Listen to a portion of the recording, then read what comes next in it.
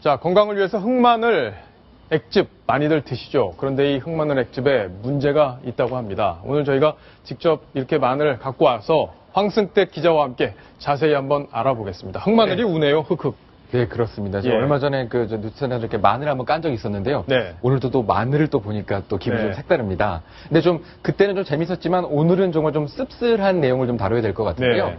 자, 흑마늘 같은 경우에는 최근에 좀 메르스 사태까지 겹치면서 마늘이 면역력 강화에 좋다. 그러면 지금 흑마늘을 먹으면 더 좋은 거 아니냐. 그러면서 또 수요가 많이 있는데 이 흑마늘에도 좀 좋지 않은, 네. 알려지지 않은 불편한 지시들이 많이 있는 것 같습니다. 그렇군요. 오늘 밤에 방송되는 이 먹거리 엑스파일에서 자세한 내용이 보도가 되는데 그중에 핵심을 저희가 먼저 정리를 좀 해드릴 텐데 네. 첨가량에 문제가 있는 건가요? 네, 그렇습니다. 자, 한마디로 쉽게 얘기를 하면 지금 이게 시중에 판매되고 있는 그 흑마늘 진액인데요. 예. 아주 직관적으로 말씀을 드리면 이 팩 하나에 네. 이 마늘 하나도 안 들어가 있는 그런 흑마늘 진액들이 많다 이거죠.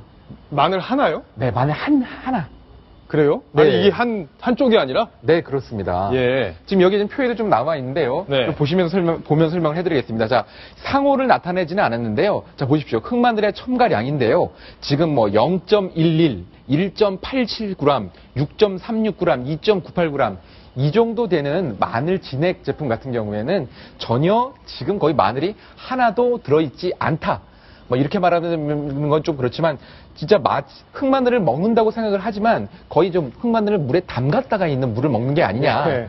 이렇게 생각을 해볼 수도 있을 것 같습니다. 옛날에 저 군에 있을 때 고깃국 먹는다 그러면 고기가 장화 신고 지나갔다 뭐 그렇습니다. 그런 얘기 할 때 그런 취지하고 비슷한 것 같은데 네. 결국엔 건강에도 큰 도움이 안 되겠어요 그러면? 그렇죠. 이제 이 예. 흑마늘 자체는 정말 좋은 상품이고 흑마늘은 지금 어떻게 만드는 겁니까? 네, 이것도 제가 깜짝 놀랐습니다. 예. 지금 왜 흑마늘 같은 게 보면 저는 이런 품종이 있는 줄 알았는데 예. 그런 건 아니고요. 이 흑마늘은 이제 기본적으로 있는 우리가 보일 수 있는 그 마늘을 가지고 이 끝을 딴 다음에 보온밥솥에 찌고요. 그다음에 예. 한 달간 잘 건조를 해야 양질의 흑마늘이 나옵니다. 한마디로 그 농민들의 정성 그리고 또 이런 것을 잘 가공한 한 달간의 인고의 그 상품이 돼야 되는 건데요. 예. 하지만 이렇게 조금 이 흑마늘을 만들어 놓고선 제대로 그 물만 담갔다가 그리고 지금 희석을 많이 해서 제대로 된 흑마늘 진액을 만들지 않는다면 그 효용이 이거를 드시는 분들한테는 나오기는 어려울 것 같습니다. 자 그러면 어느 정도까지 이게 들어가야 된다? 뭐 그런 규정 같은 게 없어요? 자, 안타깝게도 지금 이 그 흑마늘 진액은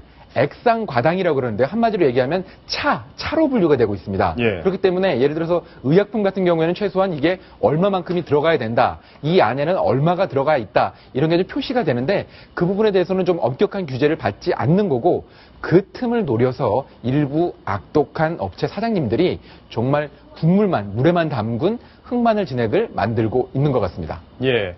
자, 이 내용, 이 뭔가 비리가 벌어지고 있는 이 내용을 제보한 분이 있습니다. 이 제보한 분의 말씀을 직접 들어보겠습니다. 이거는 솔직히 말해서 들어가는 뭐 우려도 없고 거의 안 들고 그러니까 소비자들 살펴보고 사장은 내가 문자가 못 팔고 죽는 거지. 이런 식으로 만들어 나가니까 대기업은 장난치는 것밖에 안 돼요.